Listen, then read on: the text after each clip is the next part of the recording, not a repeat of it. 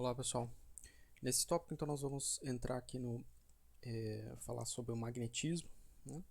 E antes de entrar propriamente no conteúdo, vamos rever aqui alguns pontos importantes da história, da linha do tempo, né? Da ciência do magnetismo.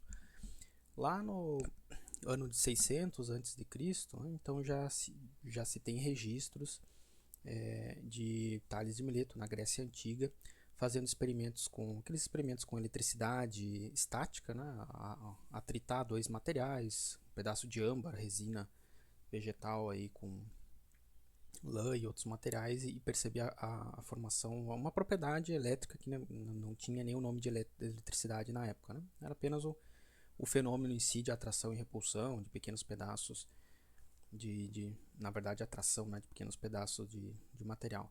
E também nessa época, né, também já havia registros de experimentos ou verificações aí com lodestone, chamado ou magnetita, né, na região da Magnésia, também na Grécia, que tinha muitas rochas aí com essa propriedade, então que mais tarde veio chamar de magnetismo. Né?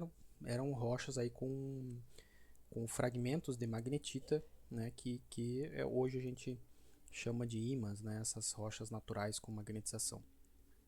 Em torno de aí já passando, né, bastante tempo, né, depois de Cristo, 1086, perto aí do ano de 11.000, né, depois de Cristo, se tem conhecimento, então registro de utilização de pedaços de magnetita, né, fragmentos de magnetita, para o auxílio na navegação. Né? Os chineses utilizavam essas rochas magnetizadas para indicar uma direção. Né? Então eles percebiam que ela estava sempre apontando para uma direção, não sabiam porquê, para onde que ela apontava, mas então, mesmo em alto mar, eles conseguiam usar como uma referência de direção aquela rocha, né? Aquele fragmento, aquela bússola aí que tem uma imagem, uma bússola rudimentar, né, chinesa, uma bússola primária que ela sempre apontava para uma mesma direção, então era usada como referência.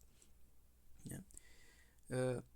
Em seguindo aqui em 1269, perto aí do ano 13.000, de 1300, perdão, né? Então Pierre de Maricourt, ele francês, fez vários experimentos com bússolas, relatou isso, né, e descreveu aí o que ele chamava de polos magnéticos. Então a presença ou a existência de dois polos magnéticos, dois tipos de polos, né?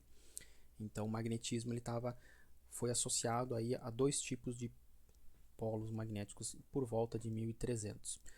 Aí a gente tem uma grande contribuição aqui, né, que foi um marco, né, na história aí da ciência do magnetismo. No ano de 1600, o inglês William Gilbert ele publicou o The Magnet, um livro, uma publicação, né, da época famosíssima, hoje com um valor histórico imenso, porque ele fez um vasto estudo, né, científico, com métodos científicos mesmo. Foi o primeiro estudo mais elaborado cientificamente, com metodologia, experimentos, enfim, sobre ele que cunhou o termo elétrico, né, que a gente utiliza até hoje, relacionado à eletricidade, vem da palavra grega electron, que significa o âmbar, lá dos experimentos de Tales de Mileto, que ele atritava uma barra de âmbar, né, e percebia o fenômeno da eletricidade. William Gilbert que cunhou, então utilizou o termo elétrico que a gente utiliza até hoje.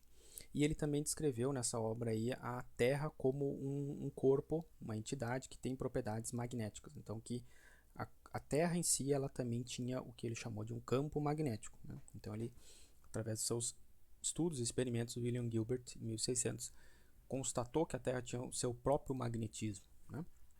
Hoje a gente pode, e ele também constatou a presença dos polos, né, magnéticos na Terra.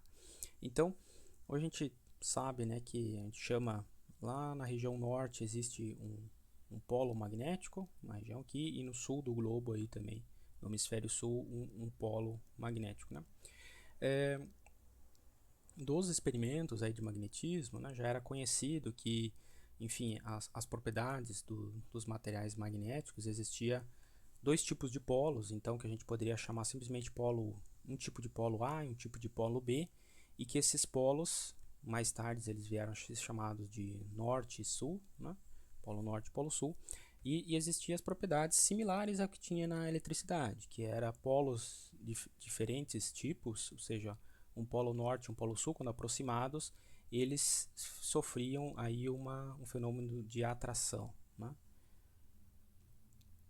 Então, polos diferentes eram atraídos, mas polos iguais, quando colocava um material norte próximo ao norte ou um polo sul próximo a um polo sul, havia, né, existe a propriedade de repulsão entre esses objetos.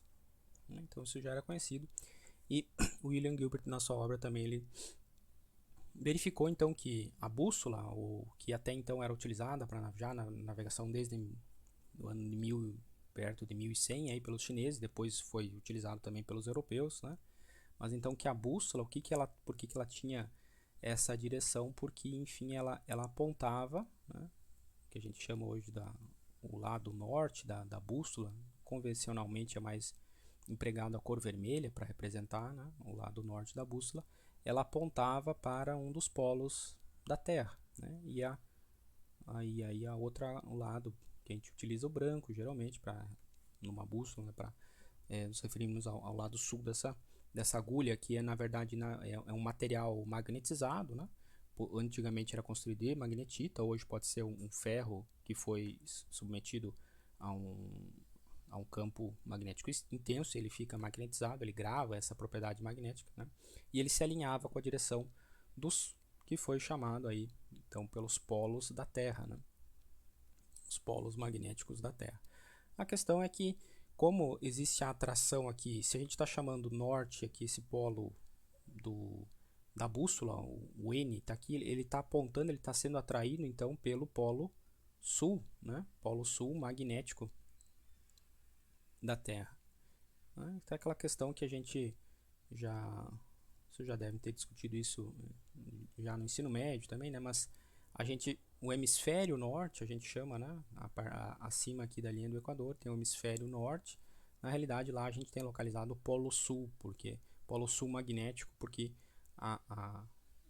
um ímã, né? O polo norte de um ímã ele é atraído, ele sofre uma força de atração pelo polo sul da Terra, né? E aqui a gente tem então o polo norte magnético também, em função de que a bússola, quando ela é colocada aqui livre para girar, o lado sul, né, o polo sul desse ímã aqui, ele é atraído pelo polo norte magnético da Terra. Embora a gente chame aí que geograficamente, né, são os hemisférios norte e sul, né? Então lá no hemisfério norte está localizado o polo sul magnético da Terra e no hemisfério sul está localizado o polo norte magnético da Terra, né?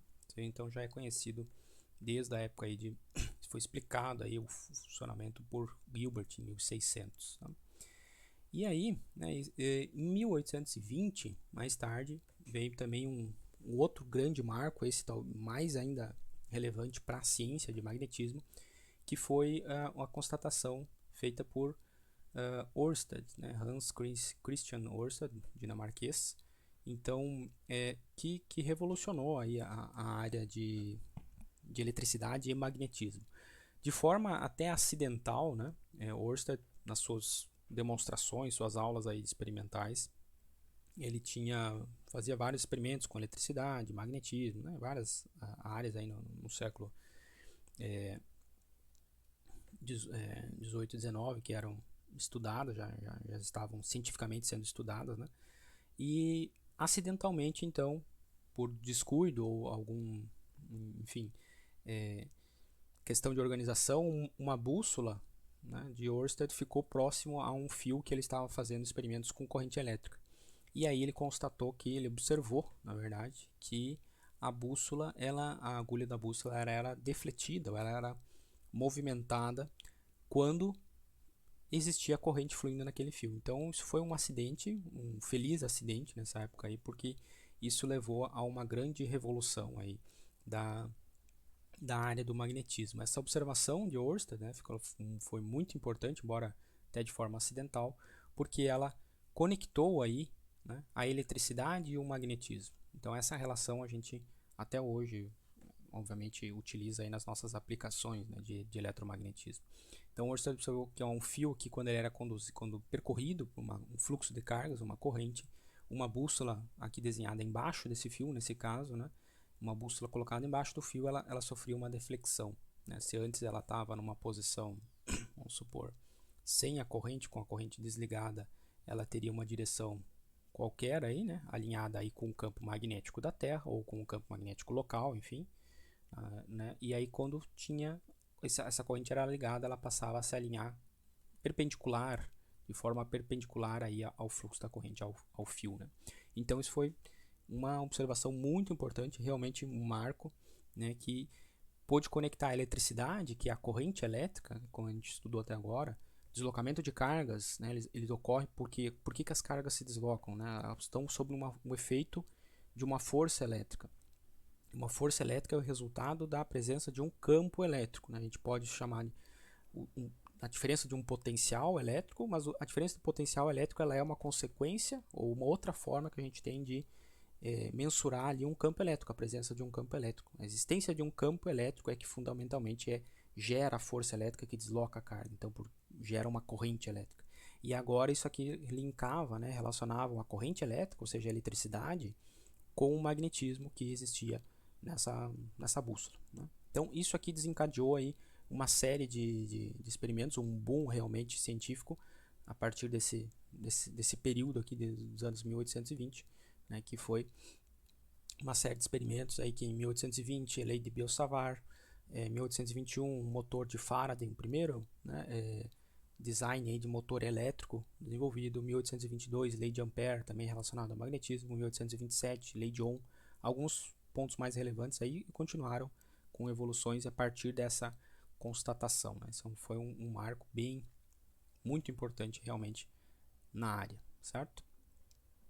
Bom, aí isso aqui é apenas alguns tópicos aí que eu queria ressaltar com vocês sobre a linha do tempo, né? Então, desde lá de 600 já se conhecia, antes de Cristo conhecia a existência, a propriedade das rochas magnéticas, mas não elas começaram a ser explicadas ali a partir de Gilbert em 1600, né? Compreensão, assim, e depois também mais tarde linkadas com a eletricidade a partir da descoberta acidental do Oersted. Né?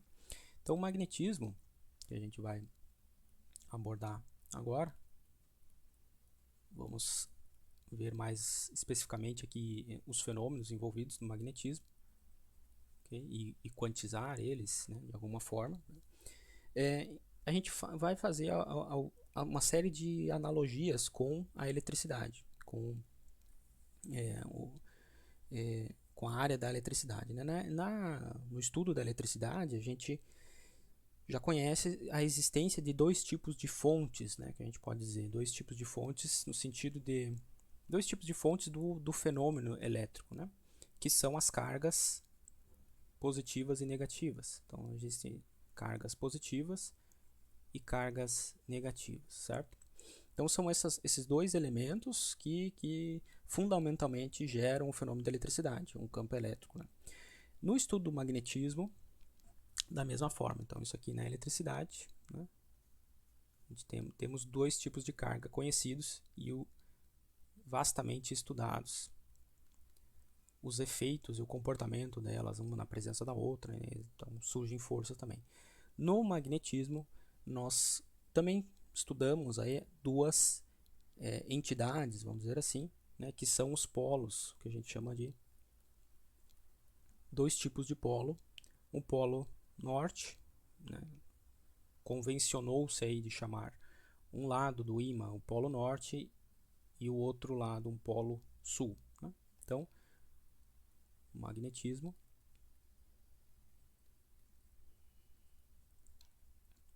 um paralelo que a gente faz entre as duas áreas, né, é que a existência da eletricidade, dois tipos de carga, positiva e negativa, e no magnetismo dois tipos de polos, um polo norte e um polo sul.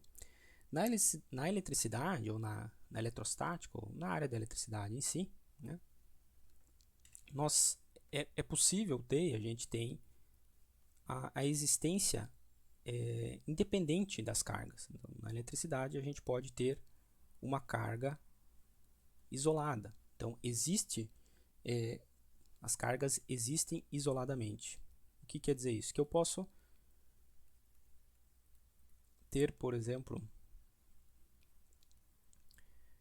uma separação de cargas, né, de forma que a gente obtenha uma carga positiva aqui, certo? Uma concentração, uma maioria de cargas positivas, né? Não precisa ser somente uma carga elementar lá, mas um corpo que está carregado eletricamente, ele tem mais prótons do que elétrons, a igual quantidade de prótons e elétrons deixa parte do corpo neutro eletricamente, mas aquele excesso de prótons, ou a falta de elétrons, enfim, deixa ele com um excesso de cargas positivas. Então a gente tem essas cargas positivas aqui de forma isolada, que a gente pode considerar estudar elas de forma isolada. E essas cargas aqui, elas produzem então um campo elétrico, né, vetorial no espaço em torno dessa carga.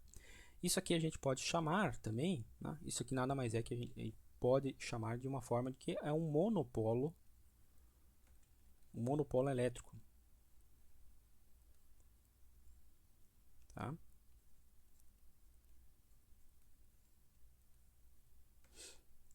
Que é apenas um tipo de carga. A gente pode ter uma carga negativa, isolada também, atuando, ela vai gerar também um campo elétrico no seu entorno, no espaço em torno dela.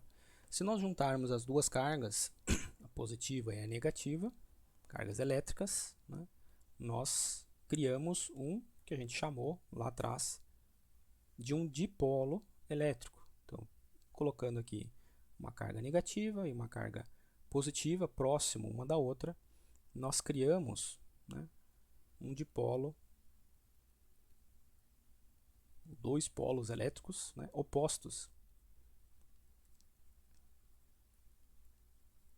Um dipolo elétrico. E a gente estudou lá atrás também, né, o comportamento das linhas de campo no entorno desse dipolo. Então as linhas de campo, né, elas são mais ou menos aqui entre as duas cargas, tem uma região, um campo, as linhas de campo são retas, né, e aqui elas têm uma curvatura, enfim, conforme a gente vai se afastando, sempre saindo da carga positiva, indo em direção à carga negativa, né, as linhas de campo elétrico, mais ou menos desenhando aí bem de forma simplificada, né? Só para dar então uma ideia do campo elétrico, da direção do campo elétrico aí no entorno desse dipolo elétrico, certo? E aqui do outro lado a mesma coisa, né? As linhas de campo elas estão saindo da carga e elas vão ter esse comportamento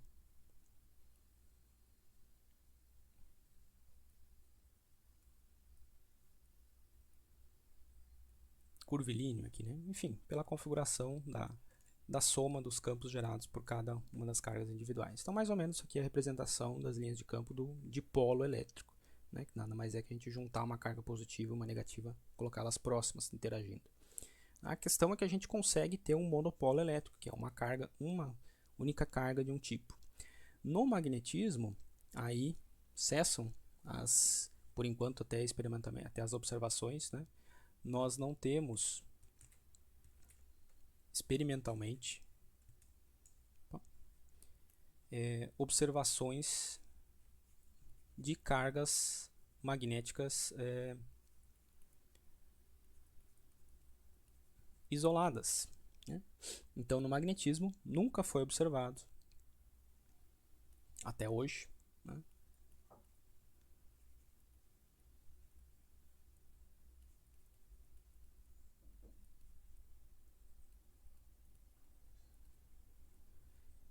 a existência de um polo isolado, ou seja,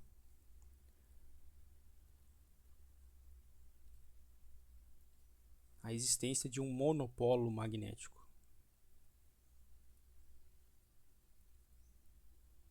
Certo? Por quê? Se a gente pegar um pedaço de ímã, né, um material magnetizado, a gente pode, sei lá, aqui representar que ele tem um lado um norte e um lado que é o polo sul, isso é estipulado conforme, se eu pegar um outro pedaço de ímã, né, a gente observa que um dos lados, conforme a gente orienta os dois ímãs, se a gente botar um ímã próximo aqui, a gente vai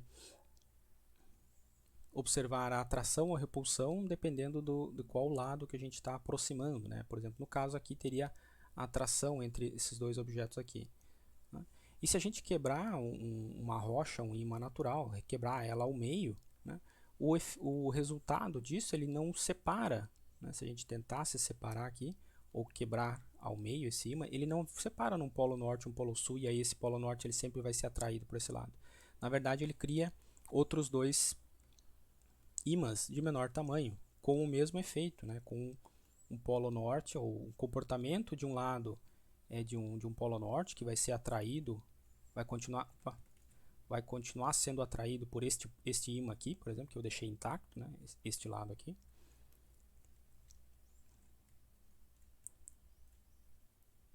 E esse outro pedaço que foi quebrado ou dividido ao meio, ele também vai apresentar o mesmo comportamento. Aqui ele vai ter um comportamento de um lado, ele vai continuar com o comportamento de um polo norte, e do outro lado um polo sul, pelo efeito observado. Se eu pegar agora esse lado aqui, essa metade que foi quebrada, e trazer perto desse outro ímã aqui que eu não alterei, ele vai continuar sendo esse lado, vai continuar sendo atraído, né, e não repelido, mesmo que antes aqui essa porção estava sendo repelida por este lado do ímã. Vou dizer aqui tem um ímã 1, né? Esse aqui era o ímã original 2, e aí esse 2 eu quebrei em dois pedaços. Esse lado aqui, que antes estava do lado que era repelido por aquele polo, ele passa a ser um lado, passa a ser atraído, e o outro, o extremo oposto, passa a ser repelido, né? Então, não, a gente continuar quebrando esses ímãs, a gente nunca vai obter um efeito apenas, por exemplo, de atração, né? Pegar um dos lados qualquer lado desse ímã, e ele está sempre sendo atraído por este lado do ímã 1, que eu deixei intacto lá. Ele sempre vai ter um dos lados é atraído e o outro é repelido. Isso mostra que ele continua com os dois efeitos dentro daquele corpo, ou seja, um polo norte e um polo sul, né? Então a gente não conhece, né, na natureza até hoje a existência de polos magnéticos isolados. Embora exista a teoria matemática por trás que, vamos dizer, possibilita teoricamente a existência de um monopolo, né? A teoria matemática, ela, enfim, é uma teoria que não foi comprovada experimentalmente nem de forma observacional, né, até hoje. Existem algumas linhas aí de estudos e pesquisas, né, que ao longo dos anos e até hoje procuram ainda experimentalmente alguma fonte de monopolo magnético, né? Isso seria também outra revolução aí na área, né, na ciência, mas até hoje não foi observado.